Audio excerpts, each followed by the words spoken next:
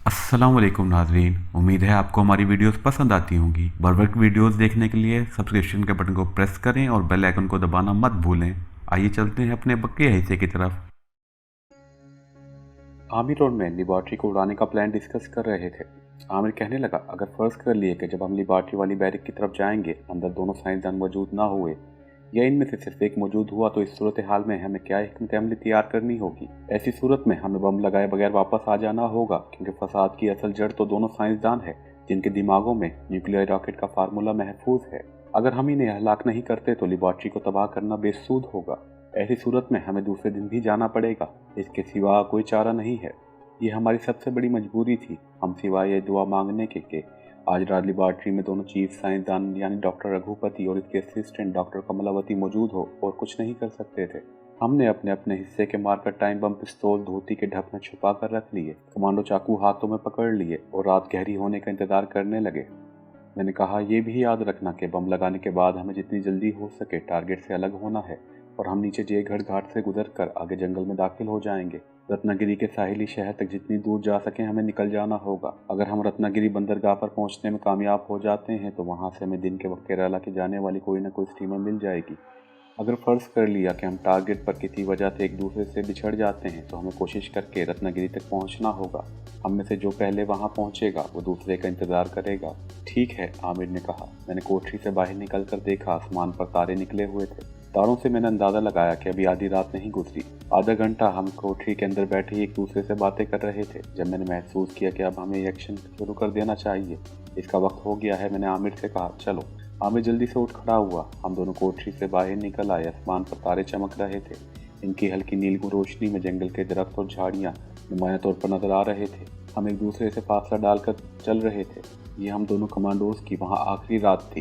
ये हमारी जिंदगियों की आखिरी रात भी साबित हो सकती थी। हम दोनों अलग अलग होकर चल रहे थे। एक मकाम पर पहुंचकर हम झुककर पांव समेट कर चलने लगे।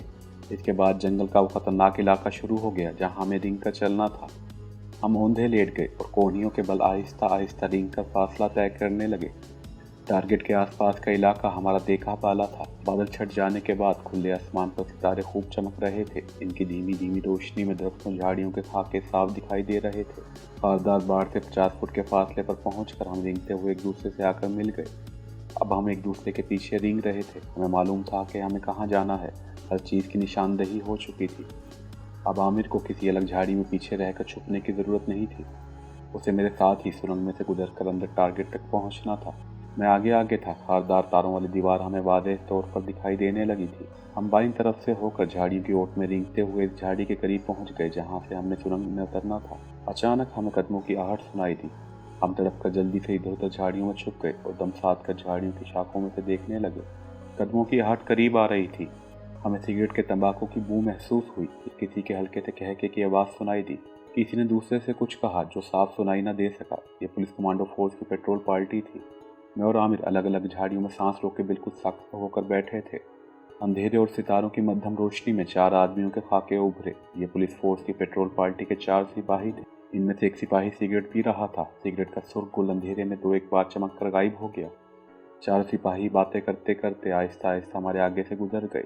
जब इनके कदमों की आवाज़ दूर हो गई तो सबसे पहले मैं झाड़ी में से रेंगता हुआ बाहर निकला। मैंने देखा कि आमिर भी रेंगता हुआ झाड़ी से बाहर निकल आया है। हम दोनों का रुख सुरंग वाली झाड़ी की जानिब था। झाड़ी के पास आकर हम तेजी से रेंग कर झाड़ी में दाखिल हो गए। यहाँ आकर हम दोनों सिमट कर लेटे रहे। मैंने सरगोशी में कहा, मैं सुरंग में उतर रहा हूँ। ये कहकर मैं सुरंग में उतर गया। मैं कोहनियों के बल चलता सुरंग के इस मकाम पर आ गया जहाँ से ऊपर वाले सुराख को झाड़ियों से डांप रखा था। मैंने फौरन चाकू निकाला, झाड़ियों को सुराख में से अंदर खींचा और चाकू से सुराख को चौड़ा करने लगा। मिट्टी मेरे ऊपर गिर रही थी। मैं सुराख को चौड़ा किए जा रहा था। जब सुराख इतना चौड़ा हो गया जिसमें से हम बाहर निकल सकते थे तो मैंने दोनों हाथ बाहर निकाल कर कोहनियाँ टिकाकर सर भी बाहर निकाल लिया और गौर से चारों तरफ देखा। वहाँ गहरी खामोशी छाई हुई थी।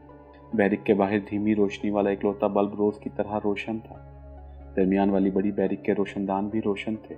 इसका मतलब था कि लेबॉर्ट्री में काम हो रहा है।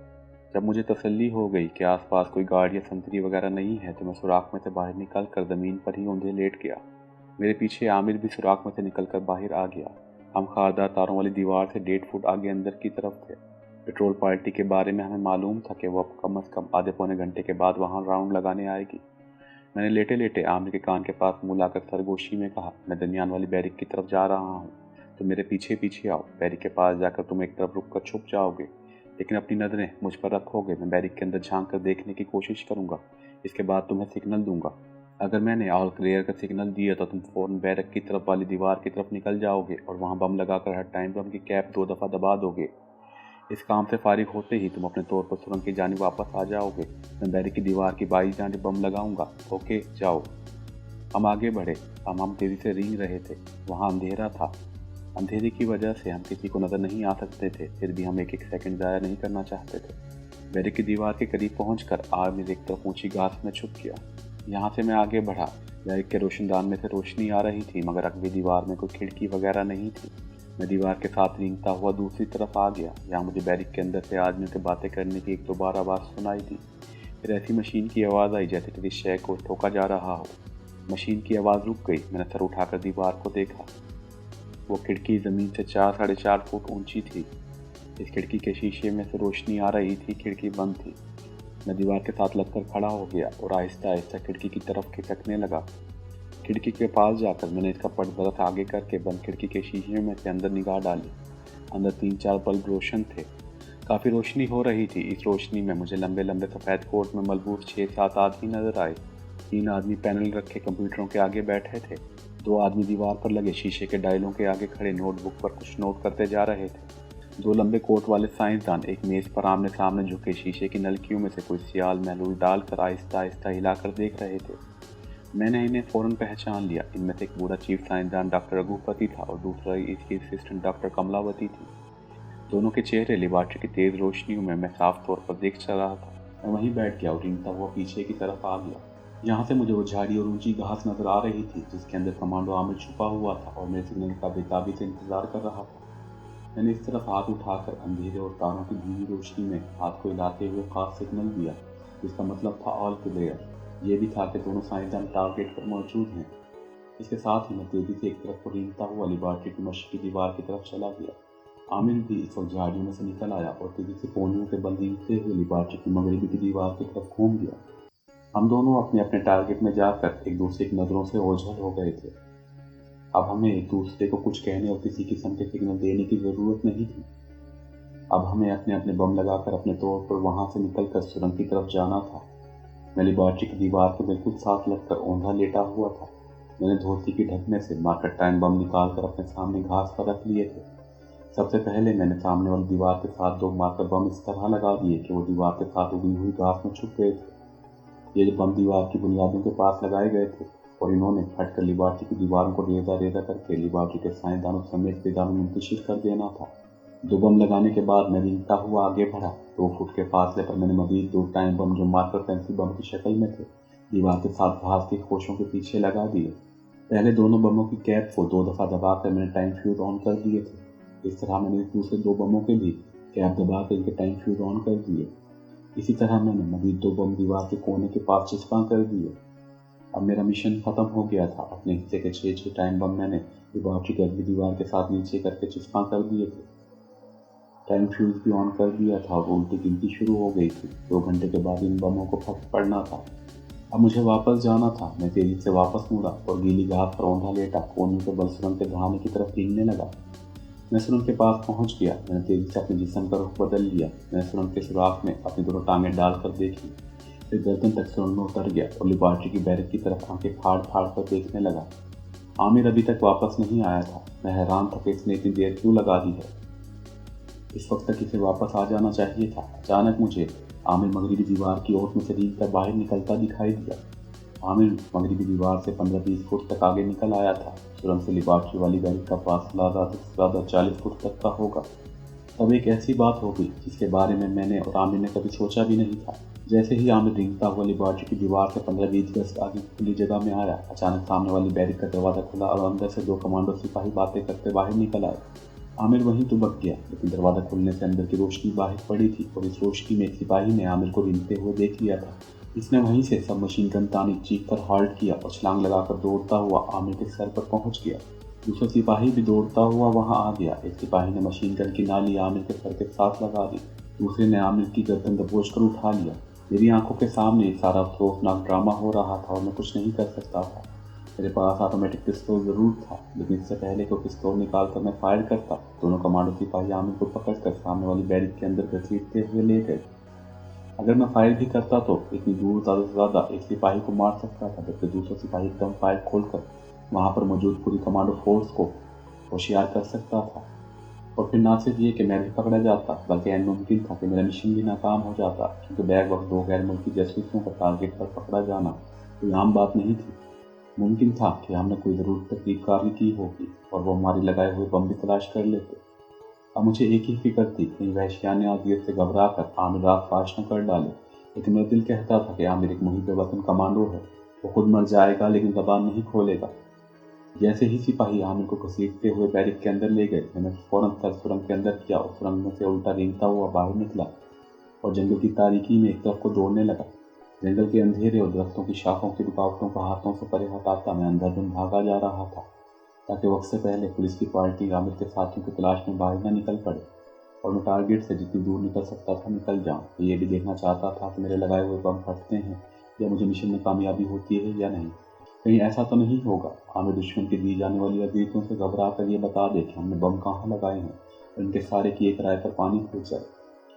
मुझे अपनी गिरफ्तारी की इतनी फिक्र नहीं थी जितनी ये जानने की परेशानी थी कि मार कर बम वक्त पर फटते हैं या नहीं। आमिर पकड़ा गया था, ये हमारे मिशन का हिस्सा था। कई बार कमांडोज अपने टारगेट मारते हुए दुश्मन के हत्थे भी चढ़ जाते हैं। आमिर भी पकड़ लिया गया था, मैं खुद भी पकड़ा जा सकता था, लेकिन मैं बच गया था। अब बस मैं अपने मिशन की कामयाबी या नाकामी का सबूत चाहता था। जब मैं जंगल में इस जगह आ गया जहाँ से जयगढ़ का घाट थोड़ी दूर रह गया, तो मैं घने दरख्त के ऊपर चढ़कर बैठ गया।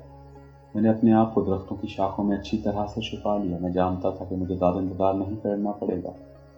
बमों के टाइम फ्यूज ऑन किए 20 मिनट गुजर गए थे। अब सिर्फ 1.5 घंटे की बात थी। इतने वक्त में ही नतीजा सामने आना था। अगर इतनी मुद्दत में बम फट जाते हैं तो फिर सवाल ही पैदा नहीं होता कि कोई पुलिस पार्टी में तलाश में यहाँ तक पहुँच सके।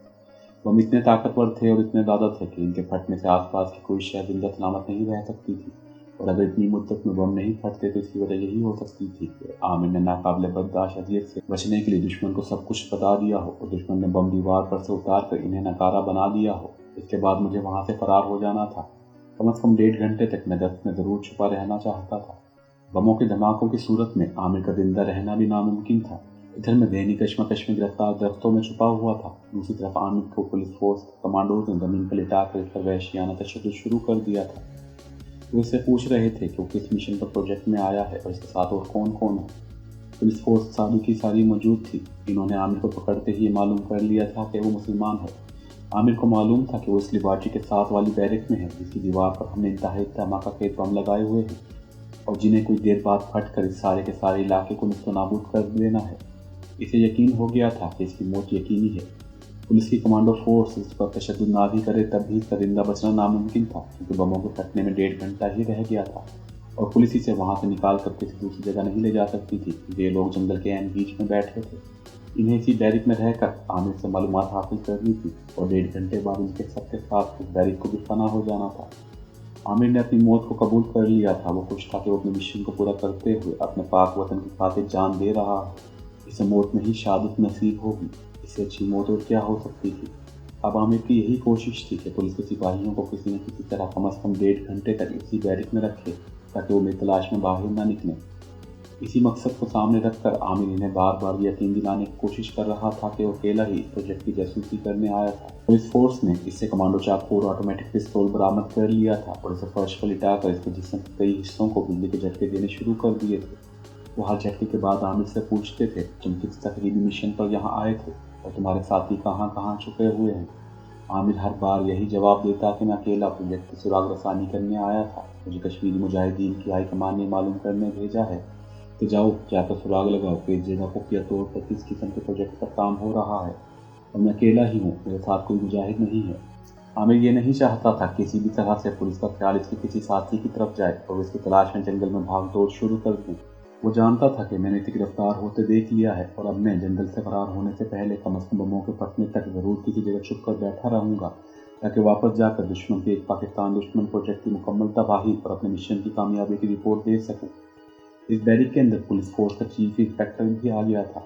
इसे सोए हुए को वहाँ पुलिस वालों ने बुला लिया था, वो भी मुसलसल। वो भी आमिर के पास स्टूल पर बैठकर इससे पूछ-पूछ कर रहा था। पुलिस के 2 सिपाही मुसलसल आमिर को तशद्दुद का निशाना बना रहे। एक इसके पाँव के नाखून में कील ठोंक रहा था, दूसरा इसके जिस्म के नाजुक हिस्से अब जलते हुए सिगरेट से दाग रहा था। इस पूछ-गुछ और तशद्दुद के अमल में रात गुजरती जा रही थी, वक्त गुजरता जा रहा था। आमिर के ख्याल में बमों के फटने में सिर्फ 30-32 मिनट बाकी रह गए थे। इसे किसी न किसी तरह ये 30-32 मिनट गुजारने थे। इसकी जिंदगी के भी सिर्फ इतने ही मिनट बाकी रह गए थे। बस इसे अब एक ख्याल परेशान कर रहा था कि कहीं बमों को कोई नुकसान पैदा हो गया हो और बम ना फटे, लेकिन ऐसी कोई बात नहीं थी। ठीक 32 मिनट के बाद जब 2 पुलिस फोर्स के सिपाही आमिर के दोनों हाथों को लकड़ी के फर्श पर उल्टा रखकर इसकी हथेलियों में कील ठोंक रहे थे, तो अचानक बैरक में एक जबरदस्त कड़ाके के साथ बिजली चमक गई। और उसके बाद ये बैरक और साथ वाली बैरकों के साथ चीफ साइंसदान डॉक्टर रघुपति और उसकी असिस्टेंट कमलावती और दूसरे साइंसदान जो न्यूक्लियर डॉक्टरों के फार्मूले और आमिर पर तशद्दुद करने वाले सिपाही और पुलिस फोर्स के चीफ के भी परखीचे उड़ गए। ये सब कुछ 1 सेकंड से भी कम मुद्दत में पहले रेदा रेदा होकर बिखरा और फिर शदीद तरीन गर्मी की वजह से पिघल कर भाप बनकर उड़ गया। धमाके की शिद्दत से मैं दरख्त पर गिर पड़ा जिसकी शाखों में मैं छुपा हुआ था। गर्मी की इतनी शदीद लहर की वजह से जंगल में आग लग गई।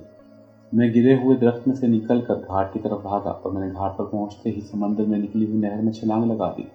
मैं तैरता हुआ नहर के दूसरे किनारे पर चला गया। मैं जंगल की तरफ देखा। जंगल के अंदर जिस जगह पर न्यूक्लियर प्रोजेक्ट था वहाँ आसमान लाल अंगारे की तरह सुर्ख हो रहा था। इसके इर्द गिर्द जंगल आग की लपेट में था और शोले आसमान पर बुलंद हो रहे थे। परिंदे अपने अपने घोंसले छोड़कर भाग रहे थे। जयगढ़ घाट की जंगली आदिवासियों की आबादी जो थोड़ी सी आबादी थी वो सारी की सारी भागती हुई घाट पर आ गई और लोग एक दूसरे से देखते हुए बातें करते हुए भाग रहे थे। मैं खुद भी आदिवासियों के हुलिये में था। मैं कश्ती में सवार हो गया। कश्ती तेजी से घाट से निकल गई। रात की तारीकी में 6-7 छोटी कश्तियां समंदर के किनारे के साथ साथ बाहर घाट गांव की तरफ चली जा रही थी। ये बड़े माहिर मछेरे आदिवासी थे। जयगढ़ घाट से खंबा घाट के रेलवे स्टेशन को जंगल में से ही रास्ता जाता था। मैं और आमिर इसी रास्ते पर चलकर आए थे मगर जंगल में आग लगी हुई थी और अफरा तफरी और धमाके की वजह से लोग जंगल में नहीं गए थे। ये बड़े माहिर मछेरे थे, आदिवासी थे। जयगढ़ घाट से खंबा घाट के रेलवे स्टेशन को जंगल में से रास्ता जाता था। मैं और आमिर इसी रास्ते पर चलकर आए थे मगर जंगल में आग लगी हुई थी और अफरा तफरी और धमाकों की वजह से लोग जंगल में नहीं गए थे। आसमान के उफक पर सुबह की सफेदी नमूदार होने लगी थी कि आदिवासियों की कश्तियां खंबा घाट पहुंच गई। मैंने खंबा घाट से मुंबई जाने वाली गाड़ी पकड़नी थी। मेरे पास कमांडो चाकू भी था और ऑटोमेटिक पिस्तौल भी था। ये दोनों चीज़ें मेरी धोती के अंदर छुपाई हुई थी। मैं खतरा महसूस कर रहा था कि जंगल में न्यूक्लियर प्लांट में इतनी जबरदस्त तबाही हुई है कि स्टेशन पर पुलिस आकर कोई चेकिंग वगैरह ना कर रही है। लेकिन मालूम था कि यहाँ अभी तक पुलिस को इस धमाके के बारे में कोई खबर नहीं हुई थी। ये खंबा घाट गाँव के छोटा सा स्टेशन था। स्टेशन का एक ही प्लेटफार्म था। वहाँ और भी कुछ आदिवासी आकर बैठ गए। सूरज तलूब हो रहा था कि रत्नागिरी से मुंबई जाने वाली पैसेंजर ट्रेन आ गई। मैंने टिकट ले लिया था। मैं एक डब्बे में घुसकर फर्श पर ही बैठ गया। मैं चाहता था कि ट्रेन जितनी जल्दी हो सके इस इलाके से निकल जाए। ट्रेन के मुसाफिरों को सवार होने वाले आदिवासियों की ज़बानी मालूम हो गया था कि जंगल में बहुत ज़बरदस्त धमाका हुआ है। मुसाफिर आपस में चहमगुइयाँ करने लगे। बम्बई तक पहुँचते पहुँचते इस खबर में मुसाफिरों ने अपनी तरफ से बहुत कुछ शामिल कर लिया और मुंबई में खबर गर्म हो गई कि जयगढ़ के जंगल में फौज को गोला बारूद का जखीरा धमाके से उड़ गया है और 150-200 फौजी हलाक हो गए हैं। मैं मुंबई के स्टेशन से बाहर आ गया। मैंने एक रिक्शा पकड़ा और सत्तार सेठ के रेस्ट हाउस से काफ़ी पीछे सड़क पर उतर गया। रेस्ट हाउस से मैंने सत्तार सेठ को फ़ोन किया और कहा मैं वापस पहुंच गया हूं। इसके अलावा मैंने से कोई बात न की। सत्तार ने कहा मैं आ रहा हूं। थोड़ी देर के बाद सत्तार साहब आ गए। मैं आदिवासियों के हुलियों में था। छोटे कमरे में मैं बैठा हुआ था। सत्तार साहब ने आते ही कहा यहाँ जयगढ़ के जंगल के बारे में बड़ी हौसला अफजा अफवाहें फैली हुई हैं, क्या ये सब सच है? मैंने कहा बिल्कुल सच है। हमारा मिशन कामयाब रहा लेकिन अफसोस कि मैं कमांडो आमिर को अपने साथ नहीं ला सका। सत्तार सेठ समझ गया कि आमिर शहीद हो गया है। वो खामोश हो गए। रास्ता से पूछा कि आमिर शहीद हो गया है। मैंने कहा जिस किस्म के हालात में वो पकड़ा गया था वो ज़रूर शहीद हो गया होगा। पुलिस के सिपाही इसे पकड़कर प्रोजेक्ट के साथ वाले कमरे में पूछ-पूछ कर रहे थे। आधे घंटे के बाद हमारे लगाए हुए सारे के सारे टाइम बम फट गए और वहाँ कोई चीज़ सलामत नहीं रही थी। इस एतबार से आमिर के बच जाने का सवाल ही पैदा नहीं होता है। मुझे यकीन है कि वो शहीद हो गया है। इत्तेफाक से वो बच गया हो तो किसी न किसी तरह फरार होकर यहाँ ज़रूर आ जाएगा, मगर मुझे इसकी उम्मीद नहीं है। इसके बाद मैंने अपने कमांडो एक्शन की एक तफसील सत्तार साहब को सुना दी। सत्तार साहब ने पूछा तुम लोगों ने चीफ साइंसदान डॉक्टर रघुपति और डॉक्टर कमलावती को अच्छी तरह से पहचान लिया था ना? बिल्कुल पहचान लिया था, मैंने कहा। मुझे इस पर ज़रा भी शाइबा नहीं है। सुबह इतला ऊपर से मलक साहब ही ला कर देंगे। मैं इनसे आज ही राब्ता करता हूँ, इस मिशन के बारे में फुल रिपोर्ट मालूम करता हूँ। तुम ऐसा करो, फ़ौरन अपना हुलिया बदल कर अपनी असली हालत में आ जाओ। मैं ऑफिस जाता हूँ, रात को मिलूंगा। सत्तार साहब चले गए। मैं गुस्ल खाने में घुस गया। मैंने गीला कपड़ा करके रगड़ रगड़ कर अपने जिस्म पर किए हुए सफ़े का सांवला रंग साफ किया। मैंने अच्छी तरह से गुस्ल किया, दूसरे कपड़े बदले, ड्राइंग रूम में आकर टेलीविज़न ऑन कर दिया। खबरें शुरू ही हुई थी। मैंने सारी खबरें देखी। जयगढ़ के न्यूक्लियर प्रोजेक्ट की तबाही की कोई खबर नहीं दी गई थी। शायद हुकूमत इस हादसे को अवाम पर जाहिर नहीं करना चाहती थी।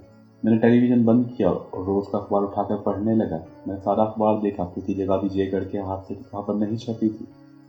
सिर्फ एक जगह एक छोटी सी खबर छपी हुई थी कि जयगढ़ के जंगल में इत्तेफाक से आग लग गई है, लेकिन फायर ब्रिगेड के अमले ने बड़ी मेहनत से काम लेकर आग पर काबू पा लिया है। इसके अलावा किसी जगह जयगढ़ के प्रोजेक्ट की तबाही का कोई जिक्र नहीं था। सारा दिन मैं ड्राइंग रूम में सोफे पर लेटा आराम करता रहा। दोपहर को खाना खाकर मैं गहरी नींद सो गया और रात के 8 बजे मेरी आँख खुली। टेलीफोन की घंटी बज रही थी। मैंने रिसीवर उठाया तो दूसरी तरफ से सत्तार साहब की आवाज़ आई। कौन है? मैंने कहा, मैं हूँ। सत्तार साहब बोले, मैं आ रहा हूँ। टेलीफोन बंद कर दिया। आधे घंटे के बाद सत्तार साहब आ गए। कहने लगे, मेरा मलिक साहब के साथ राब्ता कायम हो गया था। वो 1 घंटे के बाद यहाँ पहुँच रहे हैं। इनको तुम लोगों के कमांडो मिशन की फुल रिपोर्ट मिल चुकी है और तुमसे कुछ खास बातें करने आ रहे हैं। किस किस्म की खास बातें? मैंने पूछा। सत्तार साहब ने सिर बुझाते हुए कहा, इन्होंने मुझे मजीद कुछ नहीं बताया, सिर्फ इतना कहा है कि इन्हें चंद खास बातें करनी है और 10 बजे से पहले वो यहाँ पहुँच जाएंगे। मेरा ख्याल है हमें इतनी देर तक खाना खा लेना चाहिए। तुमने खाना नहीं खाया? नहीं, मैंने जवाब दिया। सत्तार साहब ने इसी वक्त बूढ़े मुलाजिम से कहकर खाना मंगवाया। खाना खाते हुए सत्तार साहब बोले, आमिर के बारे में मुझे बड़ा तजस्सुस है।